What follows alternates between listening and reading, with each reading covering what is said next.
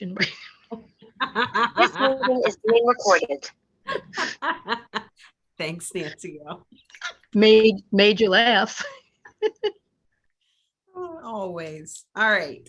Goes along with the hair. Aw. And the smile. Thank you.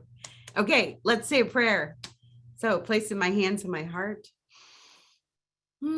Taking that breath of love and gratitude. So grateful to be here with all of these precious souls. Grateful for our ability to lift each other up, to know the truth about each other, which is that we are all perfect, whole, and complete, exactly where and as we are. We are grateful for our willingness to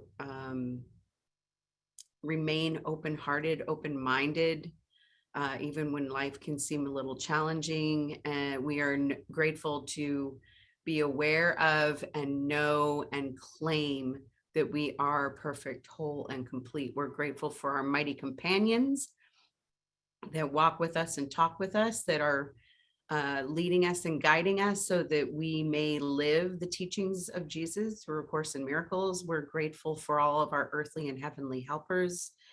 And we ask that they bless us, bless all who are here, all who may listen later, all of our brothers and sisters who don't join anymore, just blessing everyone.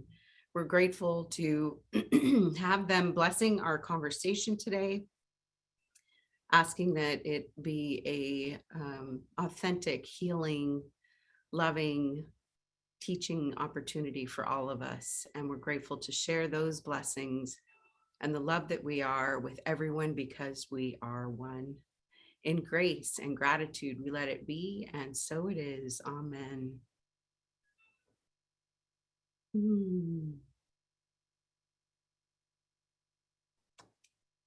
So glad to be here with y'all. So before we get started, I do want to remind you that this coming Sunday, the United States will be springing ahead. So we will be moving our clocks an hour ahead. I will try and keep up with all of the different time zones. But I just wanted to mention that at the top of the hour so that everybody can be aware of it for next week. So we are in Manual for Teachers, number 23. Does Jesus have a special place in healing? And I read this one like 3 times. I just loved it so much.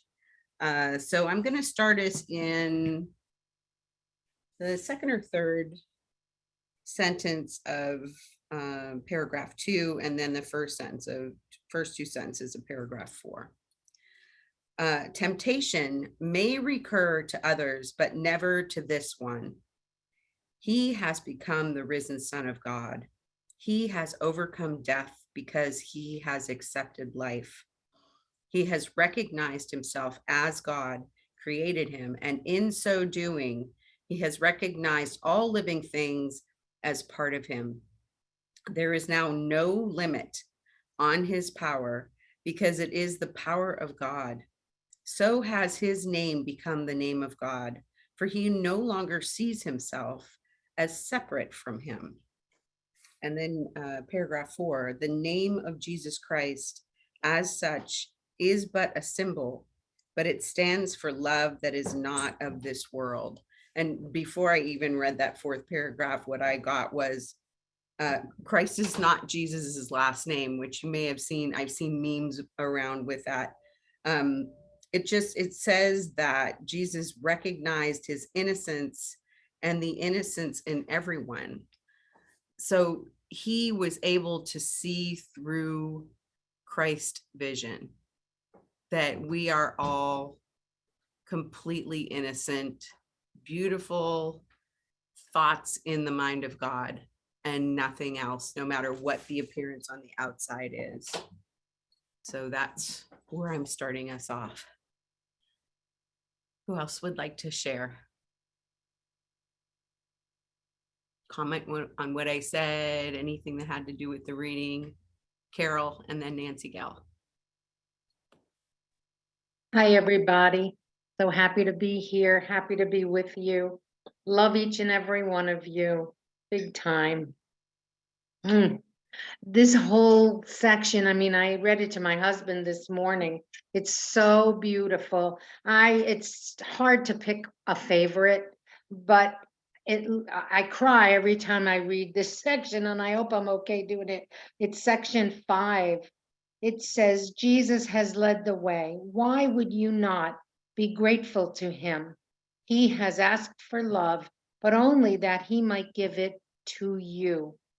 You do not love yourself, but in his eyes, your loveliness is so complete and flawless that he sees in it an image of his Father. You become the symbol of his Father here on earth. To you, he looks for hope because in you, he sees no limit and no stain to mar your beautiful perfection. In his eyes, Christ's vision shines in perfect constancy. He has remained with you.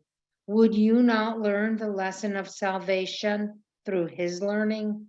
Why would you choose to start again when he has made the journey for you?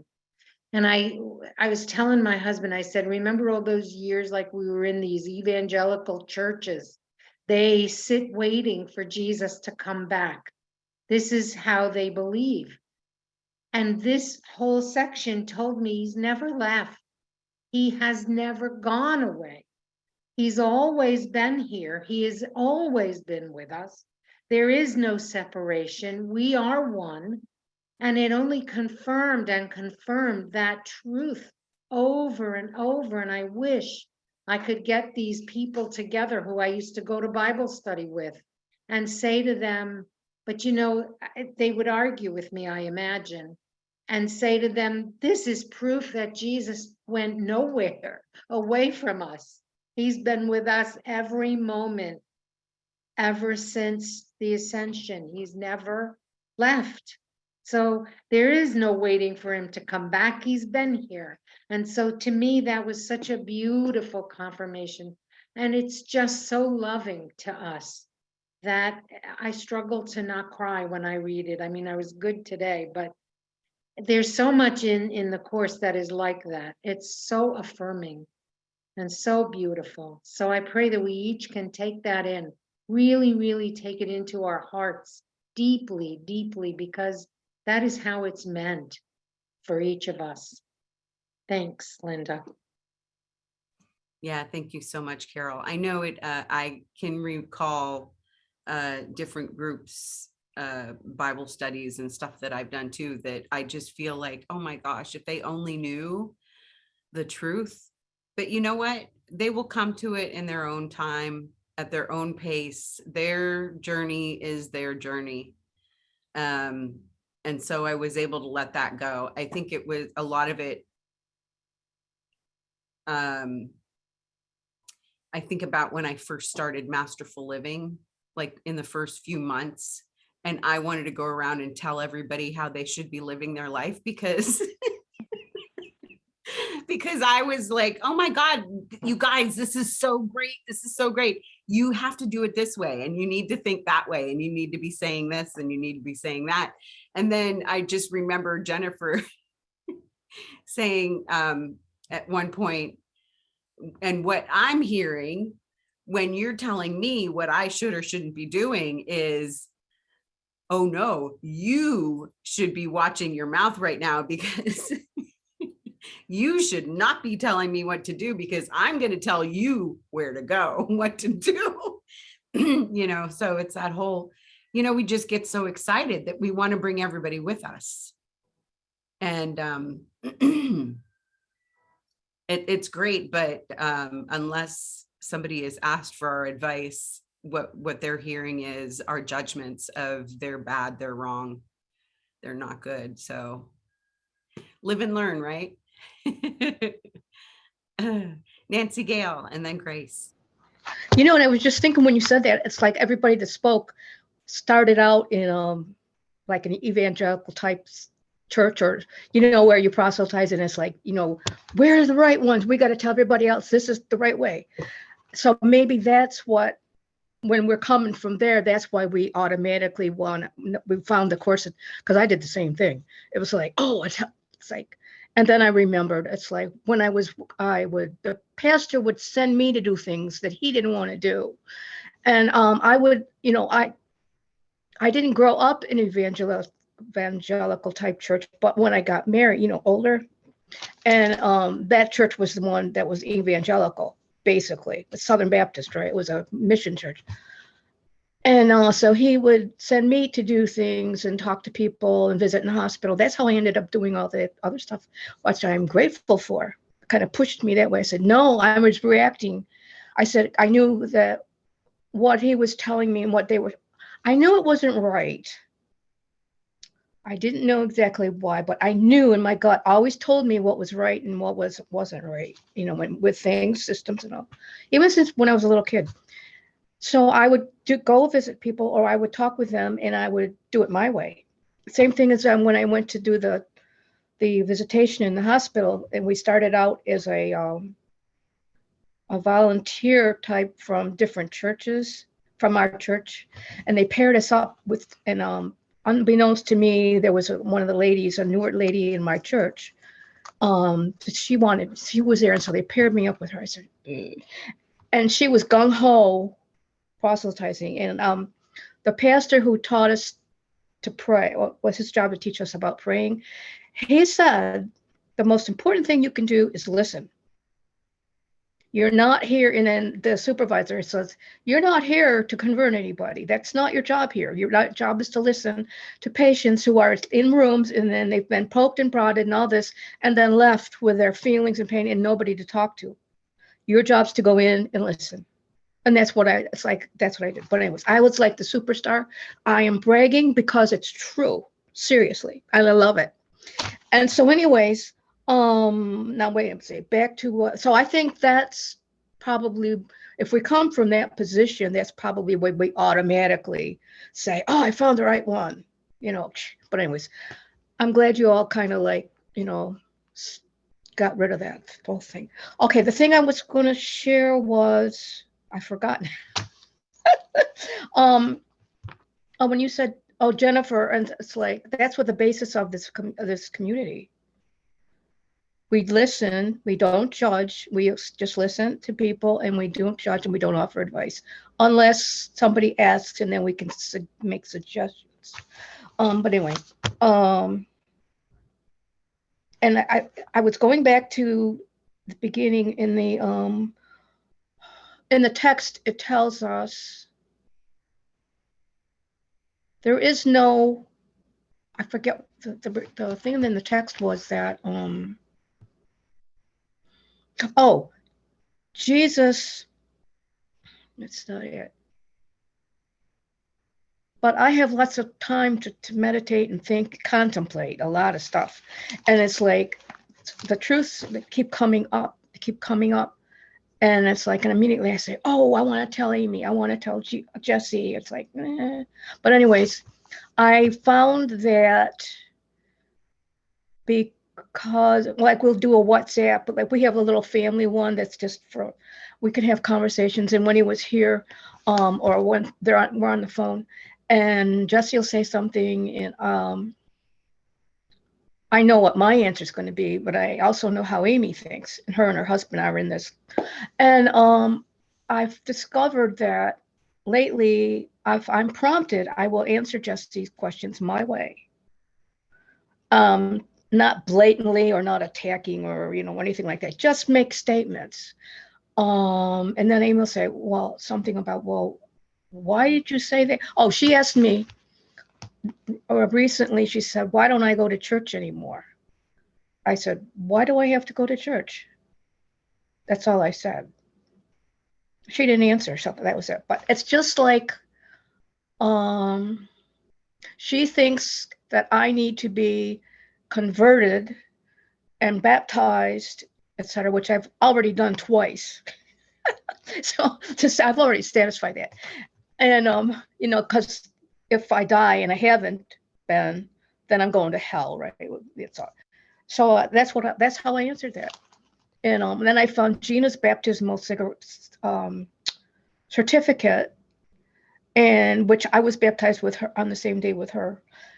And I got that, and I found her birth certificate, her original birth certificate. So I said, they're right there. Jesse, you can have them, and Amy, you can look at them. But anyways, Jesus was a Jewish man. He lived in back when he was born into the world. He was born in Jerusalem or whatever. That was a Jewish community. That's what they labeled themselves, and they thought themselves of. And he comes into that. So there was no Christ, etc. This is what I was thinking about a couple of days ago, and it's like, so then the Christian religion belief system grew up somewhere after that. Him being the savior, but he was a Jewish man. But anyway, but people don't see that. They don't even think about that. Nobody says that anymore. And then also, and so they were but then it was the Jewish community which he was born in that killed him.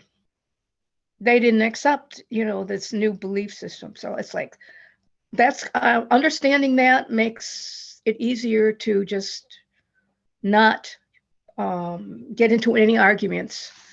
I think maybe that's where I started, was we don't have to argue with people, because that's not our purpose. We just have to be the love, be the light, speak our truth when it's appropriate, be quiet when it's not, when it doesn't fit, when you just follow ask the Holy Spirit to tell me where to go, what to say, to whom, etc., etc. Just do that, and then listen, practice listening, practice until you can you can hear his voice really quick.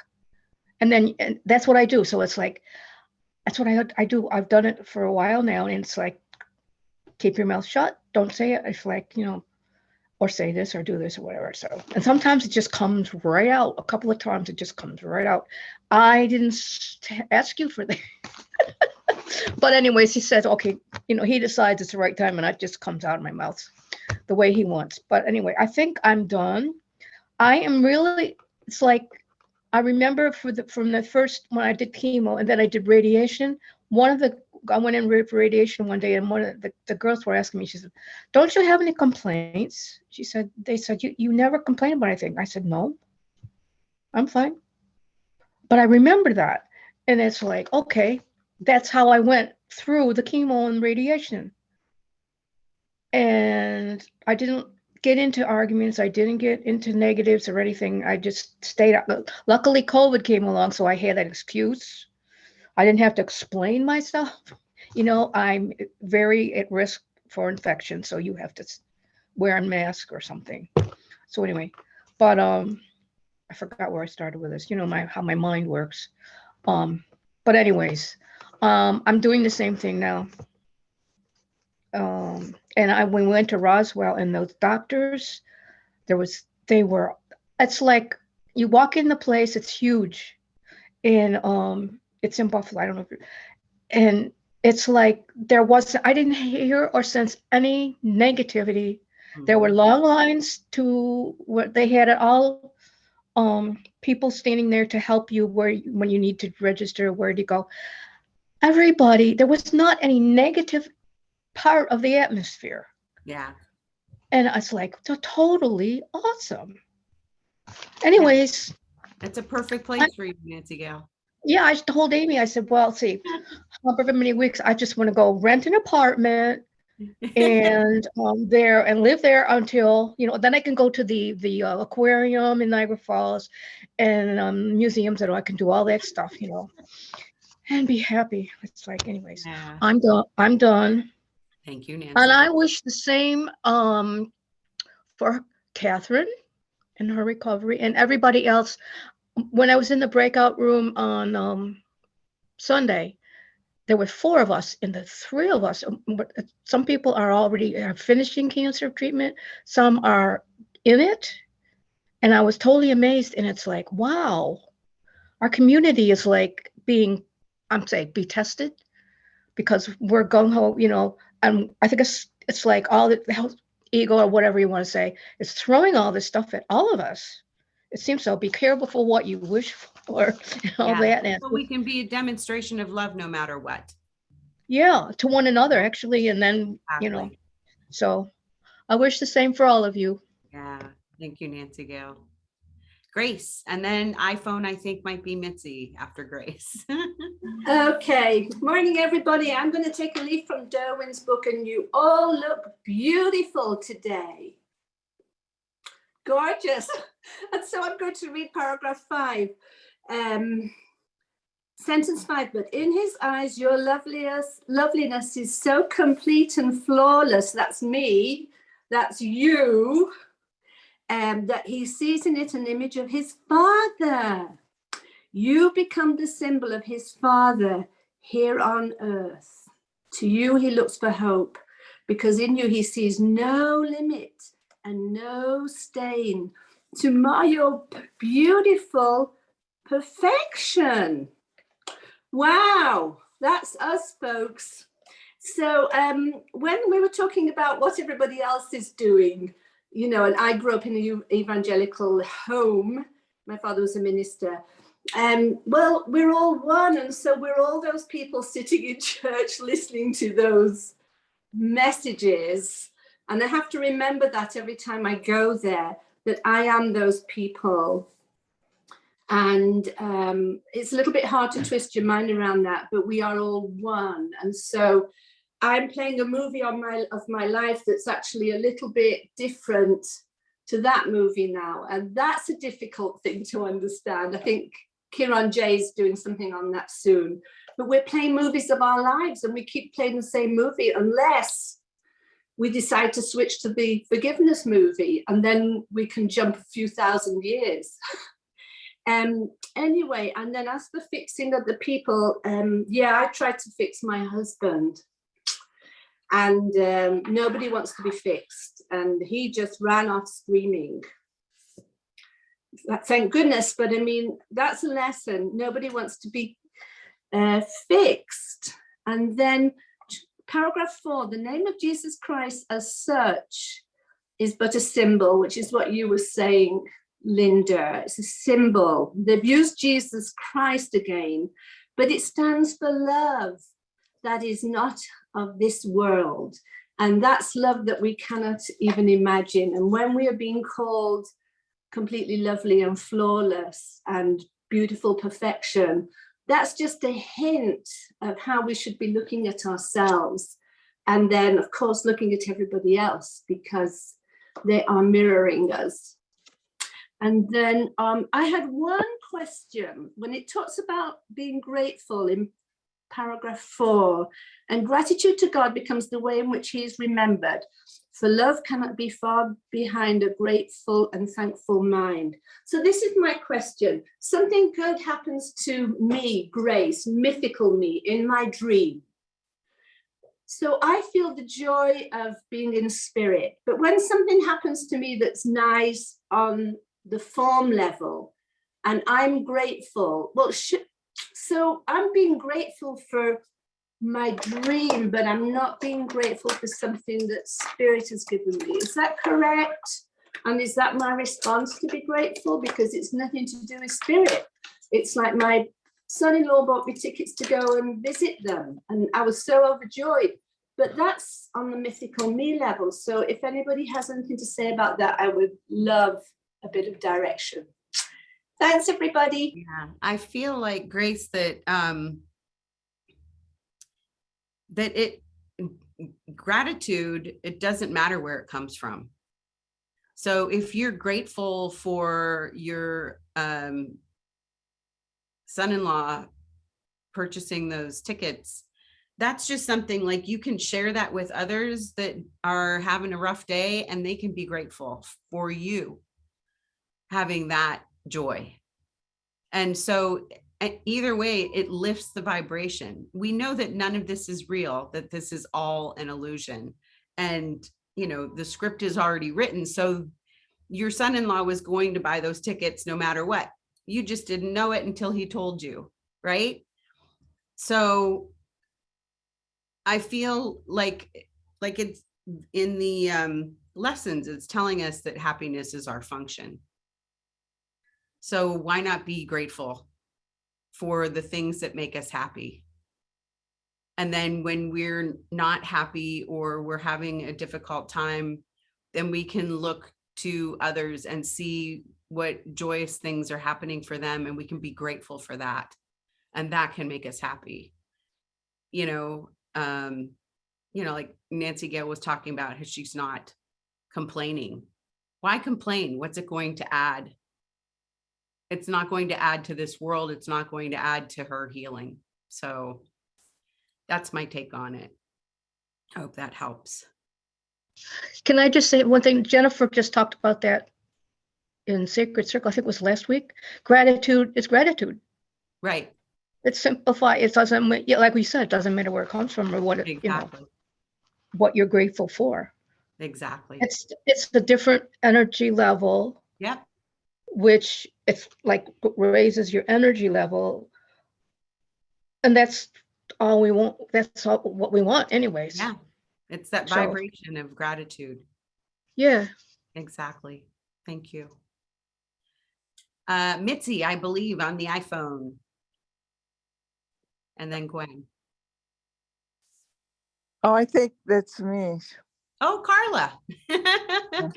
See, I knew not to put the name there. Yeah, okay. So I'll just go to I think it's the third paragraph. It's like the next to last line of the number.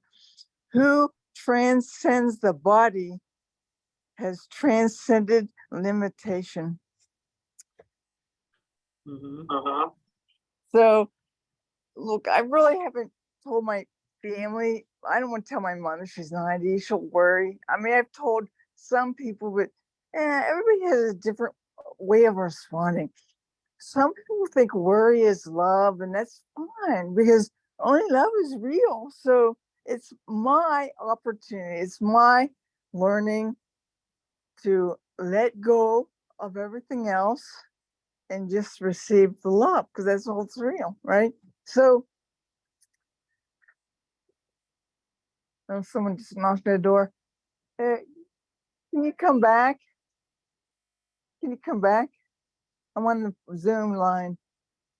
Okay, whatever they do.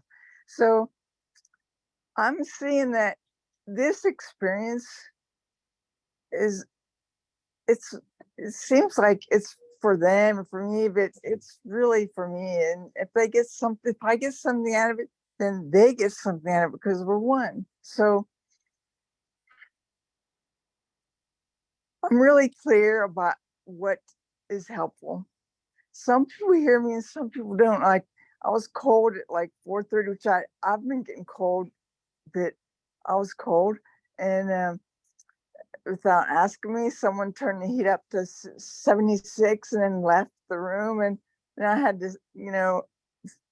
I wanted, the mind wants to say I had to suffer, but you know what? I didn't. I chose to do that. Whatever happens, I'm choosing. So this experience seems like it's painful, seems like it's one something. It's really me recognizing when the mind wants to define any experience as something. And I looked up, and I can't find it now, but it's what I needed then. What is pure love? I thought love is when you choose love. Pure love is when you choose love. It's all you choose. But in it said that love comes from our Father. It's a willingness to receive the love, no matter how it feels, no matter what the mind tells us, no matter what it seems like the world is telling us. Oh no, that's not good, or that's whatever, this and that. If we recognize the love, and then this is the key that really came to me, to extend that love that we're receiving, they're willing to receive, however it seems, back to our Father, back to the only thing that's real, right? love. And so this experience can seem way challenging. There's times when I pray and let it go, but I still take the pain medication. I don't like judge myself that I'm not good enough. I'm not able to transcend the body. I'm like, whatever. I'll do what it is. I think it says in the course is reincarnation real? And it says something like this. I think, that if it's helpful for you to be real or not real, then both are valid. Because everything is helpful. This doesn't seem.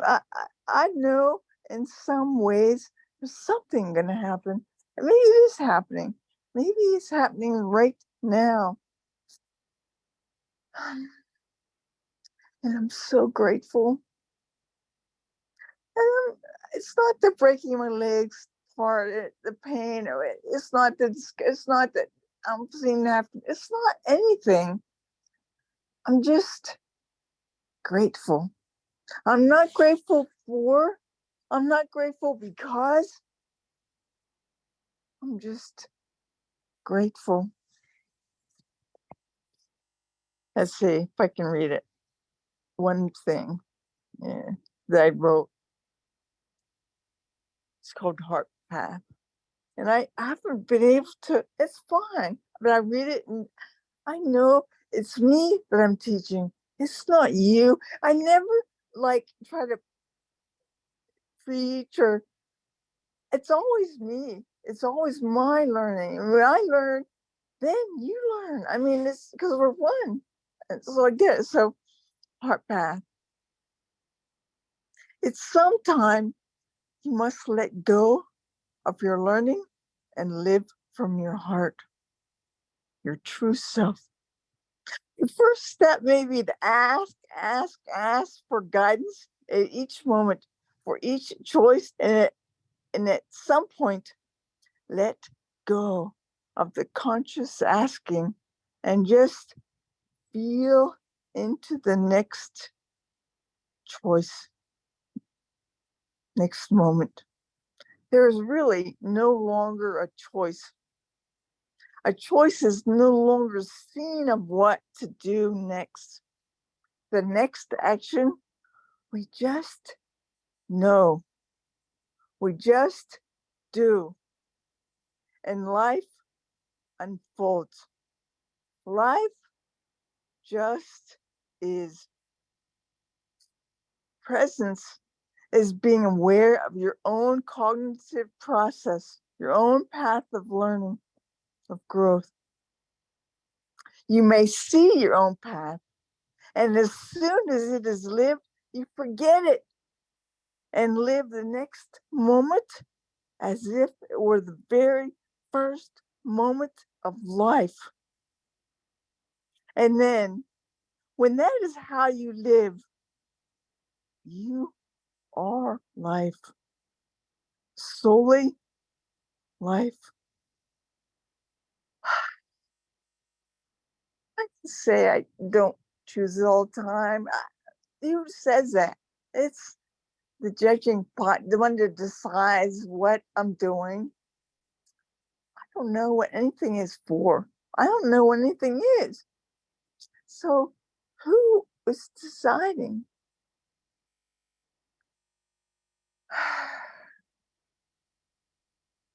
Is surrender kind of a judgment? I'm not surrendering. I am surrendering. I don't know. I'm willing. In the beginning, of course, it says it takes a little bit of willingness, and later on it says a lot and great and whatever. And in the course of love, it says total willingness. And then I judged it. Oh, wow, I cannot do that. Whatever. I am doing it. It is happening. It doesn't matter how it appears and what I think. I am. You are. Life is. Thanks. Thank you, Carla. Gwen. Feel like I need to take a moment after Carla mentioned, what she was saying. It's always so heartfelt.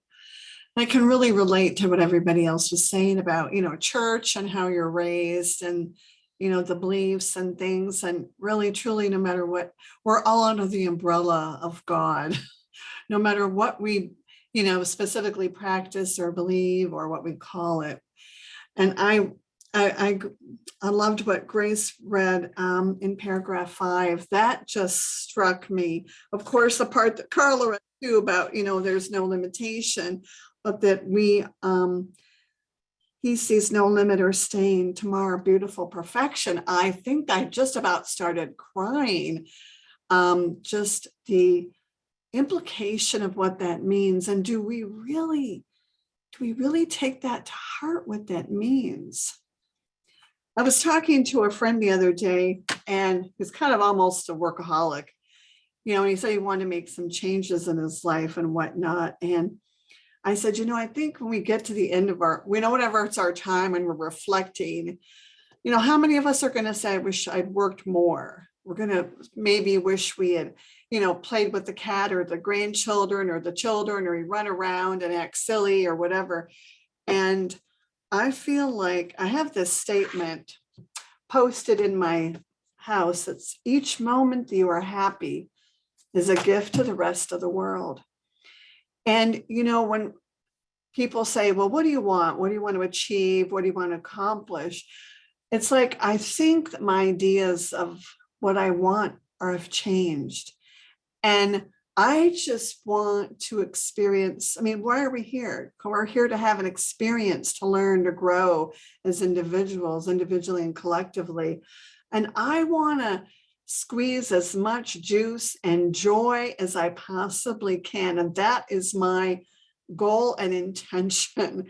Because when we're happy, we really are doing a favor and we're spreading happiness to the world. And I think that's something to think about, because we think it's self-centered to think of ourselves. No, because what we do for us, we do for everyone else, that we're all one. So I just kind of like that thought. And I appreciate everybody and all of you and all of your offerings. It's just so meaningful. I just want you to know how much I appreciate everyone. Yeah, thank you, Gwen. We appreciate you too. So glad you're here. Would anyone else like to share their insights or thoughts from this week?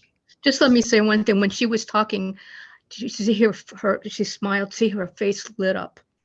Same thing happens to everybody. Yeah. Yep. It's just our beauty showing through.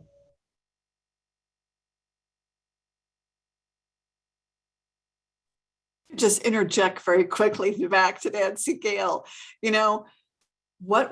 And those beautiful things we see in another, they're just a reflection of who we are. Absolutely. Yeah. Somebody years ago, I heard somebody say, like if you're down in the doldrums or something like that, just put a smile on your face. It automatically lifts you. Just the muscle, the whatever of your body, smiling will make that happen, just like that. It helps to release the good endorphins in your brain. Okay, thanks. Yeah. Thank you, Gwen. Yeah. Anybody else? Anyone that hasn't shared yet? Can you hear me? Yes, go ahead, Deborah. Okay, so I just want to share this. People talk about being raised in some kind of a belief system or evangelical or whatever you want to call it. Well, I wasn't raised in any of that, or I wasn't exposed to any of it. My parents basically said to me, you can go to any church you want, just let us know and we'll drive you there. I grew up in an Italian community and everybody was Catholic. So I ended up going to the Catholic church because it was close to my house. Nobody had to drive me there. And I didn't last there very long because I had an experience that was, I felt like contradictory to what they professed to be. So I'm just continuing my search and, going through this ordeal I've gone through with this physical situation, I needed help.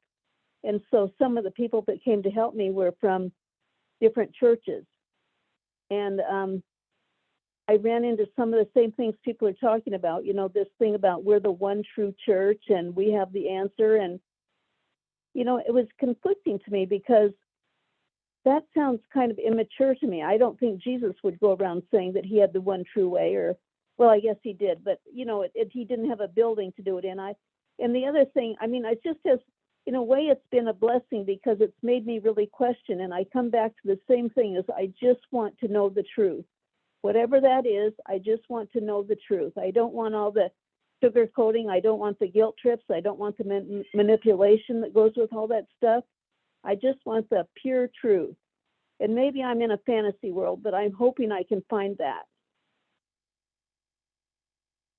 I know you will, Deborah, and I know that where it is within you. So I was thinking when Nancy Gale was sharing about how she used to go and visit people that were sick and dying, darn, I wish she was in your community and had somebody telling the people that have come to visit you that they're there really just to listen and not to try and, convert you over to their way of thinking. Right. And, I'm really grateful that my parents didn't push any religion on me, because I see in these churches that I've been trying to go to, and I mean trying with a capital T, I see these kids being programmed. You can call it a cult, you can call it programming, whatever, brainwashing, but they don't learn to think for themselves. Mm-hmm. Yeah. And that's disturbing to me. Yeah. I know that one of the members of our Masterful Living community who is, oh my gosh, I want to say she's in a Baptist church. Her father was a preacher. And she teaches Sunday school to little kids. And she is bringing, not actually teaching A Course in Miracles, but when she is teaching them their Sunday school lessons, she is making sure that they know that no matter what the lesson is, that they are completely loved, that they are completely lovable, and that they are completely loving. And so what I know is that we are a demonstration of that love no matter where we go. And so if I go into a Catholic church and I see the people that, they go into the church and they're being as godly as they possibly can, and then they leave and they're cutting people off trying to be the first one out the door to cut off the traffic and stuff like that. And I just pray for them, because I know that there is not a way that you can buy your way into heaven, and that we're either there or we're not. And if I'm judging them for doing what they're doing, then I'm not. So my job when I go in there is to forgive myself for the judgments that pop up in my mind. And that's all I can do. Keep my eyes on my own damn yoga mat. Yeah, that's a good thought. And, I was saying, I don't know if I finished my thought, but in a way, being exposed to these different belief systems has been a blessing for me, because it's really made me try to be discerning and sort through for myself. Is this truth? Is this truth for me? When these people say, well, we do this because we get blessings for doing good work or whatever, that doesn't ring true for me. I can feel it in my gut. It just doesn't seem true. So it's forced me to really look at what I do believe. Mm-hmm. Yeah. Anyway, thank you for listening. Yeah. Thank you, Deborah. I always love your perspective, and I always appreciate what you can bring to our conversation, because you have that background of not really, being indoctrined into any specific religion, and how you are basically having to rely on people that have been programmed into that. So yeah, I'm so grateful for your presence in our group, and the perspective that you bring when you share. Well, it's been refreshing for me because I can say what I think here. And that's another thing I've experienced in these religions I've attempted to belong to, is that you can't really be truthful. They get mad at you or they get upset if what you say doesn't fit with what they believe or what they've been told to believe. Yeah. Yeah. And I feel like when I've experienced that, it's because they don't give themselves permission to be authentic. So when you are demonstrating your authenticity, it's just reminding them how they are not being their true selves, or how they are not being authentic. And that's painful. Well, I think they see it as kind of rebellion or something like, and oh, God forbid, you can't be rebellious. You can't think for yourself. Yeah. I don't know. I like I my really have to. part. I have to work on not being judgmental, and that's another part of it. I'm grateful for that. It's really made me just take it to Holy Spirit and ask, what changed my perception? I don't want to feel that way. And, it just struck me as we read through this book, Jesus's words, he never does talk about church, does he? Nope. And he never mentions that word. Nope. Yeah, he never meant to start a church, period. That came way after he was gone. Yeah. Okay, anyway, thank you, Linda. Yeah, thank you, Deborah. If I could respond real quick to Deborah, if that's okay. I was thinking when she was speaking, I was raised in a religion where the world was going to end. And I got to tell you, I'm still unraveling things now at later in life that I'm tracing back to when I was a kid. Like when I have computer issues or with my phone or whatever, I sometimes hit panic or, anxiousness and discomfort because I'm on my own and, trying to maneuver and navigate through, different little challenges or what have you. And I realized, well, where does that come from? Well, that comes from when I was a kid. I didn't think I would live to grow. I mean, talk about putting over something on someone. I never thought I was going to live my life out. And to be the age I am, I mean, I really just have to finally sit and laugh about it, because I've had a lot in my life that I've had to deal with fear and so forth and not feeling prepared. But nonetheless, it's you have to kind of laugh. But at the bottom line, you will find your truth, Deborah, as we all do and are finding what you need. It might be something different than I need, or Linda or Carol or, Derwin. It might be different, but it'll come. So just trust. Thank you. Yeah, thank you, Gwen. All right, I'm just going to give one more shout out to anybody that hasn't shared yet, because we have like 9 minutes left. And some people have been quiet that aren't normally quiet. So, and you know who you are. Just checking to make sure everybody's okay. Come on, Derwin, Leslie, etc. Hello, beautiful light workers. Well, I'm just happy to be here, happy to have this time in my week. And I just want to say I love you all. Thank you. And it's also nice to hold space. Thank you, Derwin. I agree with Derwin. Yeah. Yeah, Kathleen, go ahead. Oh. Go ahead and what? Hey, Leslie? Kathleen, Yes. how are you? I was Hey. I was just going to say thank you. I totally agree with what Duran said, holding the space and everything's good, and thinking of Kathleen, and so happy that you're here. Yes. Yeah.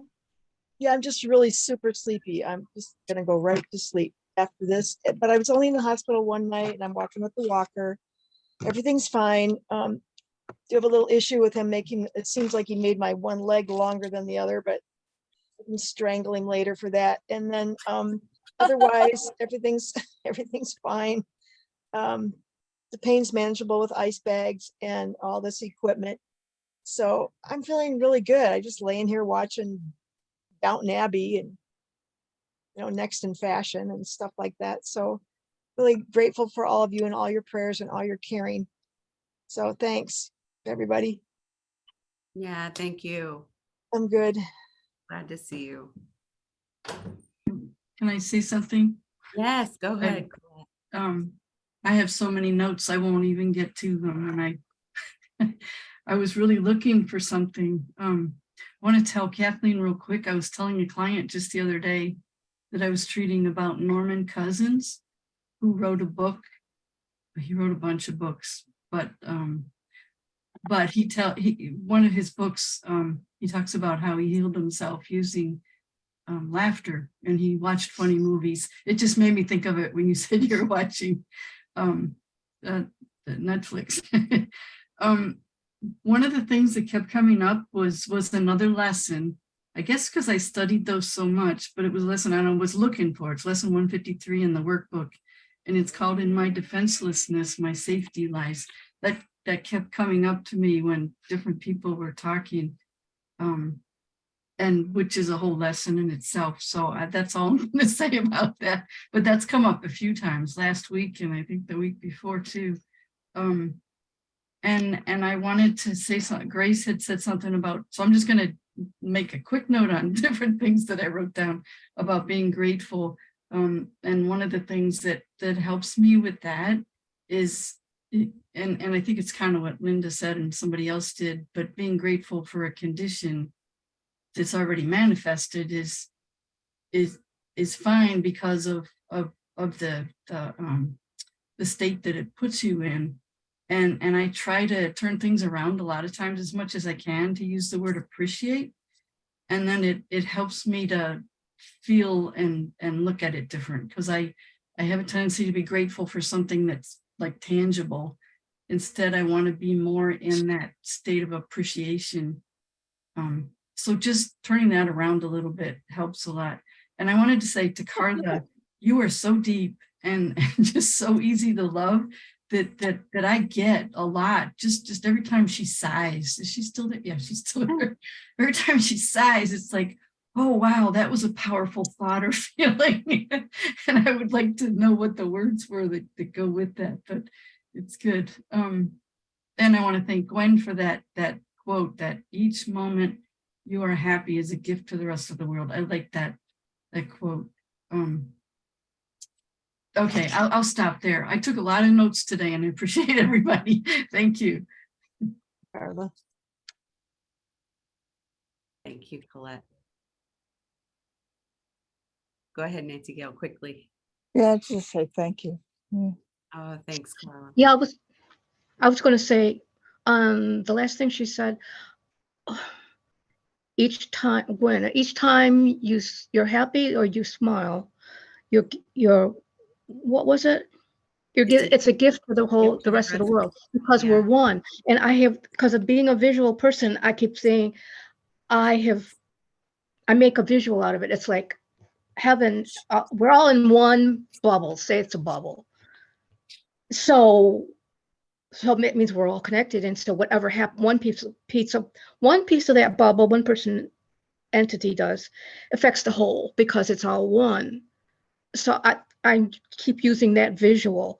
And I have lots of, from my chaplaincy thing, and I have so many different, I'm looking back because we're supposed to be doing our eulogy thing for the class, and it's like, I am older, so I have lots, anyway, but I'm going back through, and the things that I used to complain about, I'm looking like, Colette was just saying appreciating, because, and I'm appreciating is like all those things. I'm looking at them from a different perspective, and appreciating that I wouldn't be where I am now if I didn't ask those questions. And I started out with about 14 years old with a notebook searching for the truth, and I was in the world, because that's all I knew at the time.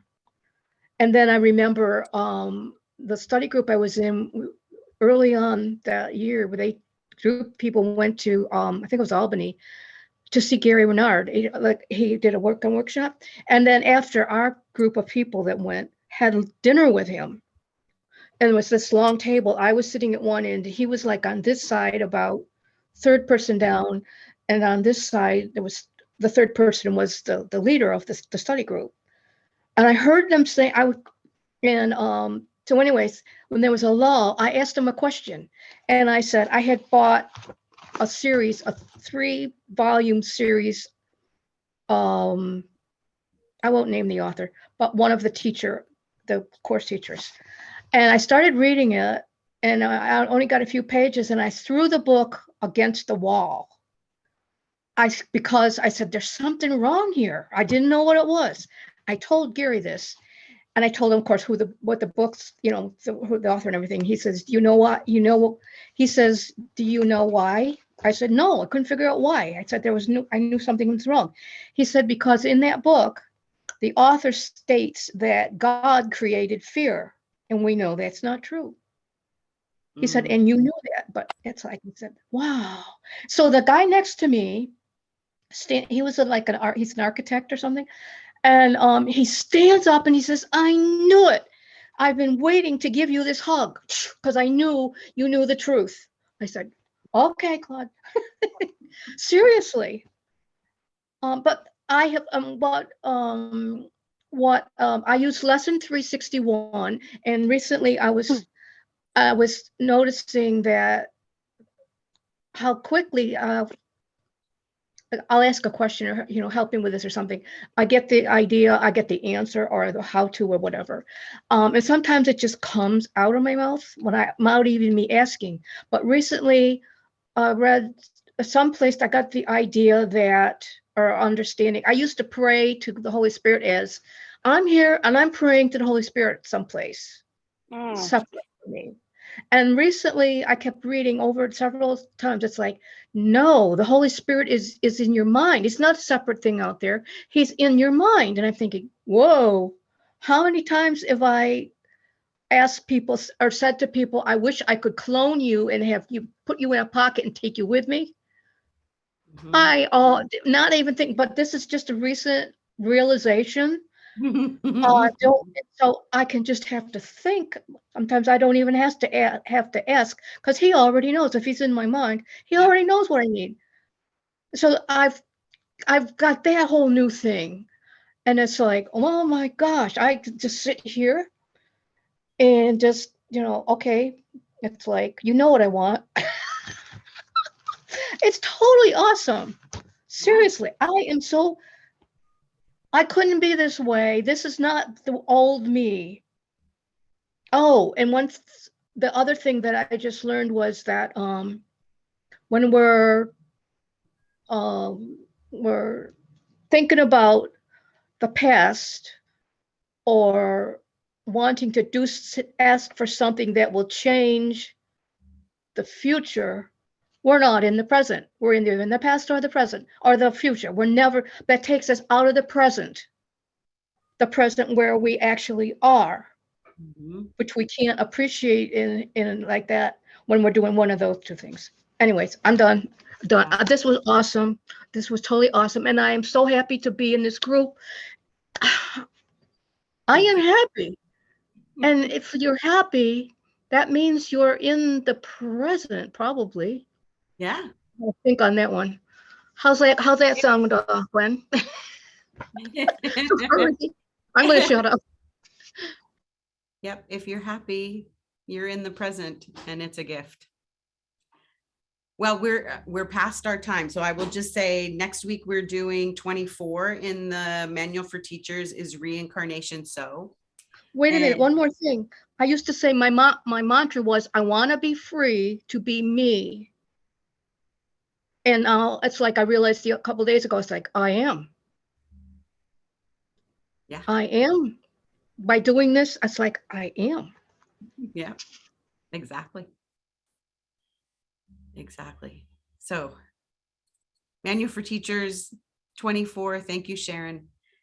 Is reincarnation so is carnation so. I'm not going to read the Pathways of Light, but it's in our WhatsApp group, so you can read that for lesson number 66.